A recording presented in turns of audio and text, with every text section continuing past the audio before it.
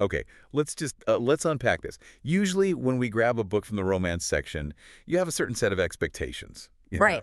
You're expecting a meet cute, maybe some witty banter. Exactly. Butterflies. Yeah. You expect a big misunderstanding that gets cleared up in, like, chapter 20. Yeah. A happily ever after. But today. Today is... not that. Not at all. We are throwing all of those expectations into a wood chipper. We are looking at a story that is, technically categorized as romance, but if you squint even a little bit, it looks a hell of a lot like a psychological horror movie. That's a very good way to put it. We're talking about Too Late by Colleen Hoover. And I have to say, right off the bat, the title itself feels like a threat. It does feel like a threat, doesn't it? And honestly, that feeling of dread it's justified. We need to be very clear with you before we even, open the first page here. The source material we're diving into, which is roughly the first 28 chapters, comes with a warning label that is not messing around. Right. The author explicitly warns of extreme graphic scenes and language and tags it for mature audiences only. And this isn't just marketing hype, it's a genuine safety warning. Yeah, this isn't your standard meet cute at a coffee shop scenario. We're wading into some incredibly murky, dark waters here. We're talking about a terrifying love triangle, sure, but it's all wrapped up in undercover police work, major drug trafficking, and the kind of desperate, clawing survival instincts that people only find when they're backed into a corner. It is intense. Intense is the perfect word. And the mission for this deep dive isn't just to recap the plot, because frankly the plot is moving at 100 miles an hour, but to really decode the psychology at play here. Because what makes Too Late so fascinating to analyze is the structure. We aren't just stuck in one person's head, we are getting a three-dimensional view of a disaster in real time. We have the victim, Sloan. Okay. We have the villain, Asa Jackson. And then we have the infiltrator, Carter or Luke, depending on who's asking. And that triple perspective is such a crucial tool for us, isn't it? Because usually in a thriller, the villain is a mystery. He's a shadow in the corner. Yeah, you don't know what he's thinking. But here, we are in his head. We hear his logic. We hear how he justifies the unjustifiable. It makes it so much more unsettling because we can't just dismiss him as a monster. We have to understand why he's a monster. Exactly. But before we get to him, we have to understand the trap he's built. So let's set the scene. Right. We are in a college house, technically, but this is an Animal House. This is not beer pong and finals week. No, not even close. If you walked into this house, the first thing you would notice is just the sheer chaos. It's essentially the headquarters for a major campus drug ring. Wow. So it's a revolving door, you have strangers passed out on the furniture, constant parties, illicit transactions happening right out in the open. It's a high traffic zone for criminality. And right in the center of this hurricane, just trying to keep the living room tidy, is Sloan. So let's start with Sloan, because I think the most common reaction, the sort of knee-jerk reaction when you hear about a woman living with a drug kingpin who controls her every move is, why doesn't she just leave? It's the classic outsider question. Why stay in the burning building? It is the million-dollar question. And it's one that victims of domestic abuse face constantly. Why didn't you just walk out? And the source text answers this with a terrifying clarity. It's not about weakness. It's not even really about love in the traditional sense anymore. It's about what I call golden handcuffs. Although in Sloan's case, maybe iron handcuffs is more accurate. She is staying out of a brutal, brutal financial necessity. Right, and we need to be specific here because it's not that she needs money for herself. She isn't trying to buy designer bags or anything like that. This is all about her brother, Stephen. Correct. Stephen is her anchor, but he's also her greatest vulnerability. The text mentions he has special needs. There's a reference to an Asperger's diagnosis, along with other complications that require full-time professional care. Now, here's where the system comes in. Sloan had him in a state-funded facility. She was doing everything right by him. But then the funding was cut. That is just a nightmare scenario. I mean, think about that reality for a second. You're a young woman, you're the primary caregiver, and suddenly the state just pulls the rug out from under you. You have nowhere to turn. Exactly. And the alternative to a proper facility is sending him back to their mother. And the source material paints a horrific picture of that option. Yeah. The mother is described as an addict, abusive, just completely unstable. Sloan knows that if Stephen goes back there, he might not survive. He certainly won't thrive. She's terrified. And that terror creates a void, a power vacuum. And who steps into that vacuum? Asa Jackson. Asa Jackson. He steps in like a hero. He pays for Stephen's private care facility out of his own pocket. And that right there, that's the trap. So In this incredibly twisted way, Asa becomes the savior of her family. Yeah. But that charity, it comes with a receipt, doesn't it? Oh, it comes with a massive receipt. See, abusers often look for these systemic failures. They look for where a person is vulnerable and they plug that hole with their own resources. So now Asa isn't just a boyfriend. Yeah. He is the life support system for her brother. If she leaves Asa, the money stops. If the money stops, Stephen goes back to the house of horrors with their mother.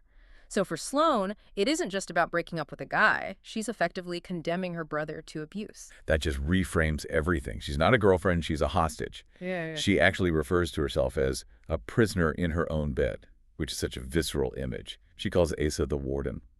And that prison analogy, it extends to the most intimate parts of her life. We have to talk about the sexual dynamic here because the text is very, very explicit about it. It's not consensual in the true sense of the word. It's transactional. Right. There's a scene early on where she wakes up and Asa is, well, he's already initiating intimacy. She's barely conscious. It's just gut-wrenching to read. She talks about trying to squeeze her legs together, feeling this pressure, but she doesn't fight him. She doesn't scream. No, she doesn't. And that's the survival mechanism kicking in. She says she acts half-interested just to get it over with. And we need to pause on that because that is a form of dissociation. It's a biological override. Her brain pulls the ripcord. She separates her mind from her body because if she stays present, the trauma is too much to bear. But if she fights him, if she rejects him... You might cut off the funding. Exactly. So she has to perform. She has to act the part of the loving, willing girlfriend to pay the rent on her brother's safety. It's horrifying. And what makes it even worse is Asa's perspective on this. He doesn't see her dissociation at all. He interprets her passivity as purity. There's that line he finishes and he says, I love that I'm the only one who's ever been inside that. He calls her body that. It is objectification in its purest, ugliest form. That. Not you, not Sloan. That. To Asa, Sloan is a possession. She is a pristine, uncorrupted collectible that he owns. He values her because he believes he is the only one who has ever had her. It feeds his ego. It has absolutely nothing to do with her humanity. It's like he owns a rare car that he just keeps in the garage and polishes. Precisely. And speaking of the garage, or rather, the house, we get a really clear picture of just how unsafe this environment is with the bathroom incident.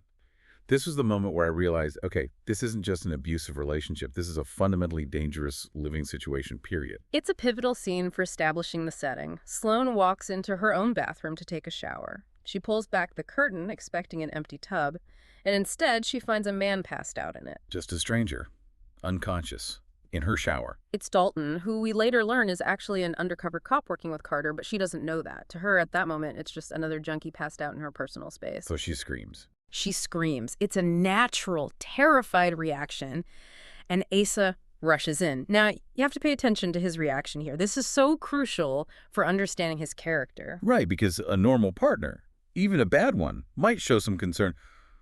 Are you okay? Who is this guy? But Asa laughs. He sees her terror, he sees the unconscious body, and he finds it hilarious. Well, he drags Dalton out and says, come on, man, you need a beer. He completely minimizes her trauma. wow. It shows us that Asa thrives in this chaos. To him, finding a body in the tub is a Tuesday. To Sloan, it's a violation. She mentions elsewhere that she spends her days cleaning up mountains of beer bottles, trying to scrub the house clean. She is desperately trying to maintain some facade of normalcy, a clean house, a happy relationship, in a place that is fundamentally criminal and just rotting from the inside. It's like she's trying to build a white picket fence in the middle of a war zone. Yeah. So we have the trap. We understand the stakes. Now let's bring in the catalyst. Enter Carter. Carter is the disruption this whole sick system has been waiting for. His real name is Luke, and he's an undercover narcotics officer sent to dismantle Asa's operation. But to do that, he has to infiltrate the house. His cover story is that he's a transfer student named Carter who is retaking Spanish. Which is a classic cover, right? It's low stakes, gives him a reason to be on campus, to be around. And they meet in class. And honestly, for such a dark thriller, their meet cute is surprisingly human. It's almost sweet. It is. And it highlights the stark contrast between Sloan's two worlds. In the house, she is the warden's prisoner, but in the classroom, she's just an exhausted girl. She's literally drooling on the desk when Carter sits next to her. I loved that detail. Yeah. It's so unglamorous and real. She's so tired from the parties and the constant fear that her body just shuts down. And Carter, instead of being grossed out or weirded out, he just buys her an energy drink. Right. But the real spark, the thing that really binds them, isn't the energy drink. It's the writing game. This part is so good. It's fascinating. We need to really look at this game because it's the emotional core of their initial relationship. Sloan is bored in class. She starts writing sentences in her notebook, but not normal sentences. She explains to Carter that the goal is to write things that make absolutely no sense. The more nonsensical, the better. It sounds kind of silly on the surface, right? Like something kids would do. But why are they doing it? What's the psychology there? Well, think about Sloan's life. Her reality is terrifyingly logical. It's all cause and effect. If I don't sleep with Asa, Steven might die. If I don't clean the bottles, Asa gets mad. It is a rigorous, brutal logic, this game. It's pure escapism. It's a rejection of that reality. I see. When you are trapped in a horror movie, nonsense is a safe haven. It's a place where the rules don't apply, where there are no consequences. That makes total sense. It's like a mental vacation. So give us some examples of what they write, because they are genuinely bizarre. Son writes, trains and buses stole my shoes, and now I have to eat raw squid.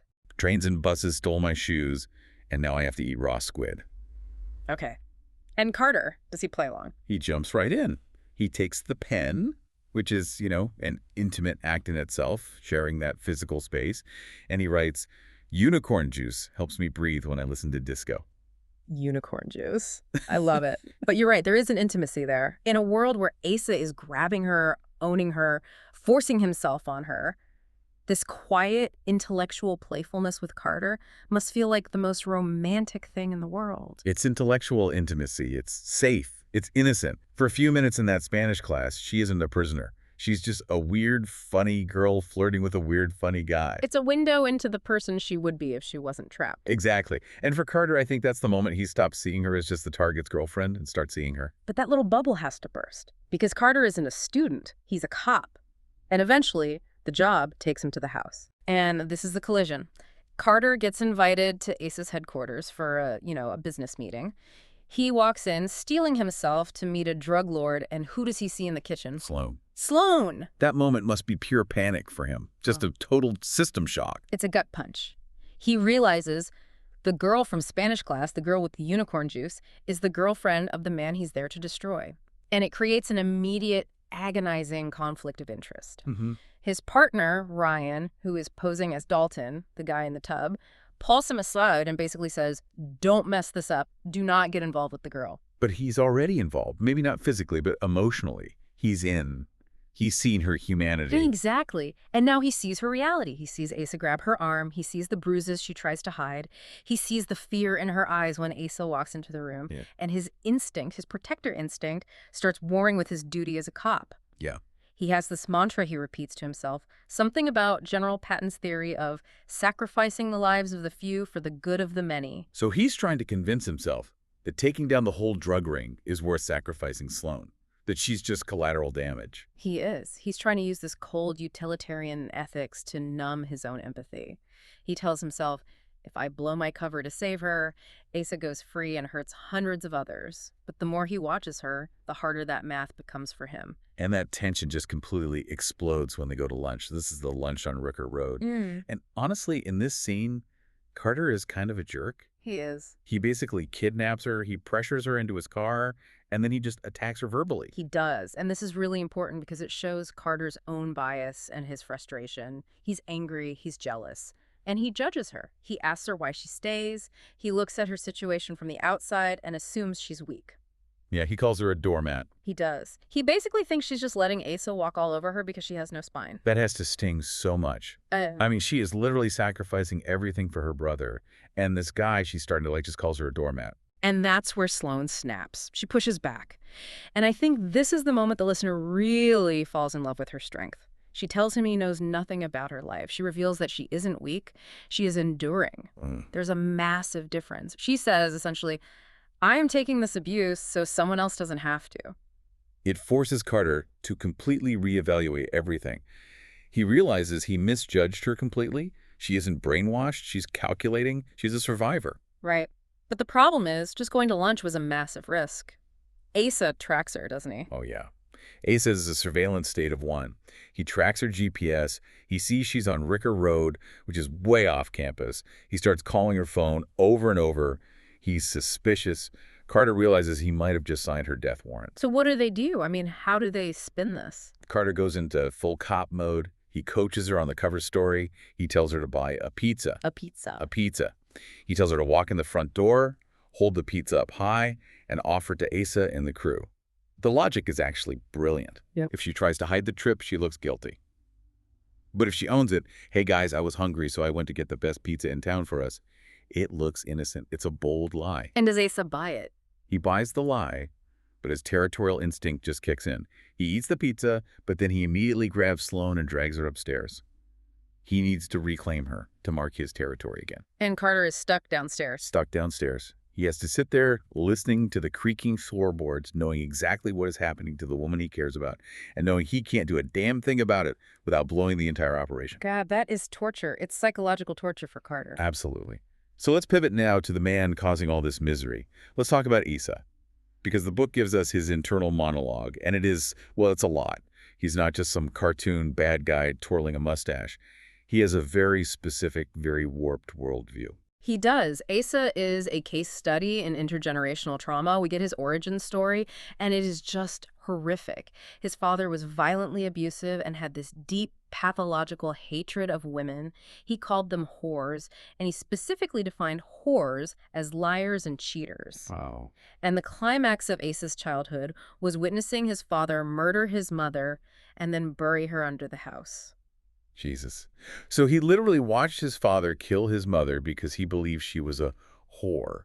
That is the blueprint he's working from for the rest of his life. That is the foundation. The lesson he learned wasn't murder is bad. The lesson he took away was emotions make men weak and all women are manipulative. He internalized his father's hatred completely. So now, as an adult, he has constructed this pseudo-philosophical theory to justify his behavior. Right. He explains it to Carter during a lunch scene. He calls it the difference between breeders and nurturers. Oh, right. This whole manosphere logic. Yeah. Break this down for us, because it's chilling. It's chillingly similar to some of the radicalized content you see online today. He tells Carter that men are biologically breeders. Their only imperative is to spread their seed. Therefore, for a man, cheating is natural. It's just biology. It doesn't mean anything. How convenient for him. Very. But women, he says women are nurturers. They crave security and protection. So if a woman cheats, it's not a biological urge. It's an emotional betrayal. It's unnatural. So he's just rigged the entire game. Yeah. If he sleeps with other women, which we know he does constantly, it's just nature. But if Sloan even looks at another man, it's a capital crime. Precisely.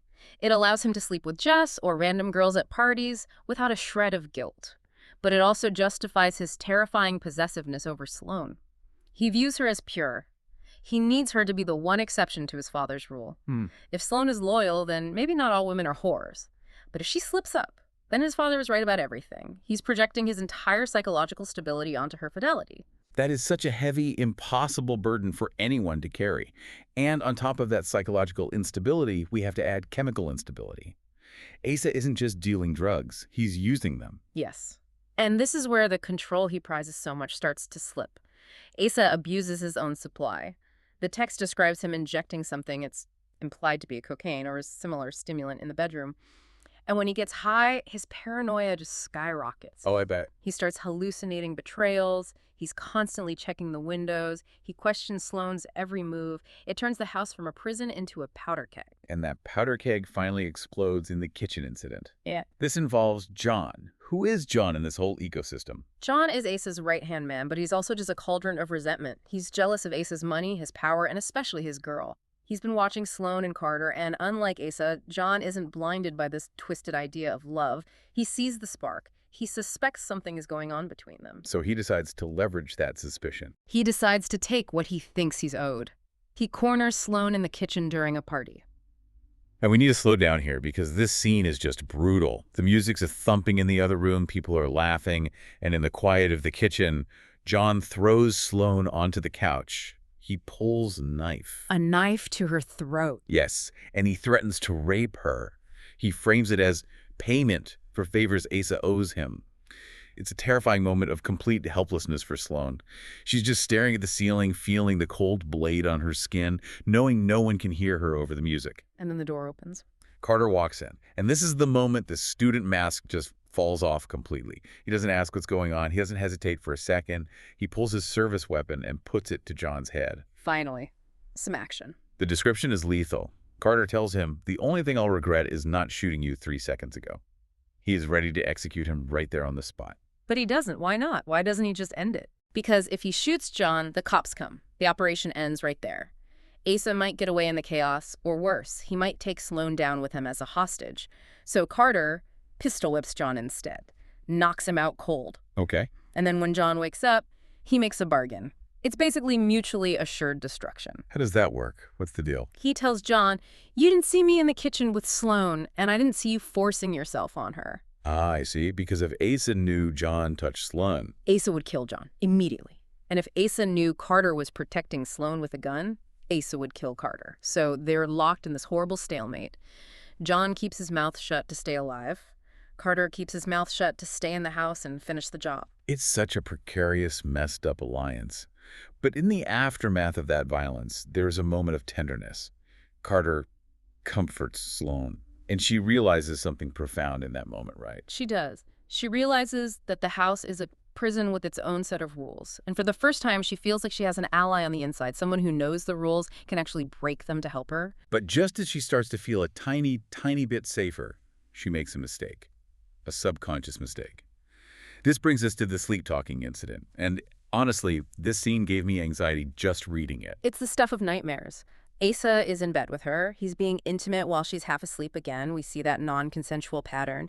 And in her dream state, completely relaxed and unguarded, Sloan murmurs a name. Oh, no. She says, Carter. Oh, my God. In the arms of the most paranoid man on Earth, she says the name of the one guy he's already deeply suspicious of. Asa goes ballistic. He just snaps. He chokes her. He's screaming at her, are you fucking him? It is a life-or-death struggle in the span of seconds. How does she even talk her way out of that? I mean, how do you explain that away? It's desperate, brilliant improvisation. She gasps out a lie. She tells him she didn't say Carter. She claims she said harder. Martyr. Rhymes. It fits the context of what they were doing. That's incredibly lucky. Yeah. And quick-witted. It's a 1 in a million save. And Asa buys it, or rather his massive ego wants to buy it. He wants to believe she wants him harder, not that she wants another man. But the seed of doubt is planted deep. His paranoia is just vibrating. So he decides right then and there. Right then and there. He decides he needs to lock this down. He needs to secure his property permanently. So he proposes. But this isn't, down on one knee with roses. No, this is coercion at its most vile. He proposes in bed immediately after choking her while forcing unprotected sex on her. He explicitly thinks about wanting to impregnate her. Wow. He wants to trap her biologically. If she's pregnant, she can't leave. If she's his wife, she can't testify against him. It's a tactical engagement, not a romantic one. And Sloan says yes, because what else could she possibly do? Exactly. If she says no, he kills her. If she even hesitates, he probably kills her. She says yes to survive the night. Which leads us to the engagement party. Asa, being the impulsive maniac he is, throws a massive party that very same day to announce it to the world. And the ring. We have to mention the ring. It's described as just gaudy and huge. It's not Sloan's style at all. It's a brand. It's like tagging a cow. It symbolizes his ownership of her. Mm-hmm. But the party isn't just about the ring. Asa decides to play a sadistic little game with Carter. He asks Carter to give the toast. That is such a power move. Here, toast to my happiness with the woman I know you want. He just rubbed his face in it. He absolutely is. And Carter is barely holding it together. He's drinking champagne, watching Sloan being paraded around like a trophy. He's heartbroken and furious. But then he flips the script. He stands in a chair, literally elevating himself above the crowd, and he gives the toast. And this speech... it's one of the best parts of the text. It's a double entendre from start to finish. It's just brilliant. It's brilliant tradecraft and heartbreaking romance all in one. He gives a speech that sounds like it's for Asa, but every single word is a coded message directly to Sloan. Yes. He talks about the nature of love. He says love isn't about the happy times, the bliss. He says love finds you in the tragedies. Love finds you in the tragedies. Let's just sit with that for a second. What is he telling her with that one line? He's acknowledging her reality. He's saying, I know you aren't happy. I know this whole situation is a tragedy, but I found you here in the middle of it. He talks about love finding you in forgiveness at the tail end of a fight and in devastation. He is validating her trauma. He's telling her that what they have, that little spark in the darkness, is more real than the fake party Asa is throwing. Does Asa pick up on it? The guy is paranoid, but is he smart enough to decode that message? He's drunk, but his instincts are sharp. He watches Sloan watching Carter. He sees the look in her eyes. He senses something is off. And he confronts her later. He does. He confronts her in the bedroom again. He asks her again if she wants to sleep with Carter. He's obsessed with it. He knows deep down that he doesn't own her heart, only her fear. And that brings us right to the cliffhanger. The party is raging. Yeah. Carter decides he's done waiting. He makes a move. He does. He uses a female associate, a woman named Tilly, as a distraction. Tilly lures Asa down by the pool, stroking his ego, keeping him occupied. And while the king is distracted, the knight storms the castle. Carter sneaks upstairs. Into the lion's den. He picks the lock. He enters Sloane's bedroom, and Sloan is terrified. She tells him he shouldn't be there. If Asa walks in right now, they are both dead. But Carter checks the window. He sees Asa is busy, and he turns back to her. And that is where we leave them. Asa is drunk and paranoid by the pool. John is nursing a concussion somewhere in the house. Sloan is wearing a ring she despises. And Carter is risking his life, his badge, and the entire investigation just to be in the same room with her. The house of cards is wobbling, and the wind is picking up. Man, talk about tension. It really makes you realize how fragile this whole situation is. So let's zoom out for a second. What are the big themes here that you're seeing? Because to me, this whole story redefines what we think of as strength. Absolutely. That is the core theme, the definition of strength. Carter initially judges Sloan as weak. He calls her a doormat. But the narrative completely flips that on its head. We learn that Sloan is enduring daily torture, sexual, emotional, psychological, solely to keep her brother alive and safe. That isn't weakness. That is a ferocious, sacrificial kind of strength. It takes more strength to stay and endure that than it does to run away. It's the difference between loud strength and quiet strength. You know, Carter is loud strength. He has guns, badges, confrontation. Yeah. Sloan is quiet strength. It's endurance, patience, sacrifice. And then there's the other major theme, which is the contrast between control and care. Asa loves Sloan, but his love is about consumption. It's about what she does for him. I love that I'm the only one inside that. It's possession. Carter's love, even in these very early stages, is about respect. He respects her survival. He intervenes only when her life is at immediate risk, like with John. But otherwise, he tries to empower her. He gives her the pizza alibi. He doesn't just drag her out of the house. He respects her autonomy, even in a situation where she has almost none left. It really forces you, the listener, to ask yourself the hard question. What would you do? Would you have the grit to stay in that house for a family member? Or would you break? It also raises the question of moral ambiguity. Carter is supposed to be the good guy. He's a cop. But he's letting drug deals happen right in front of him. He's letting assaults slide. He's breaking protocol constantly. He's compromised. In this house, there are no white knights. Everyone is a little bit gray. It's a mess. A beautiful, terrifying mess. Yeah. And I think that closing image of the House of Cards is just perfect. It is. Because in a house full of criminals, the most dangerous thing isn't the heroin or the pistols. It's the truth. Sloan is sleep-talking the truth. Asa's paranoia is hunting for the truth. Carter is hiding the truth. The truth is just bubbling up under the floorboards, and when it finally breaks through, it's going to bring the whole house down. Well, on that cheerful note, we're going to wrap up this deep dive into Too Late. If you haven't read it, brace yourself. It is a rough ride, but a fascinating one. And if you have, hopefully this gave you a new appreciation for the psychological warfare happening in those first 28 chapters. Indeed. Sleep with one eye open, everyone. Thanks for listening. We'll catch you on the next deep dive.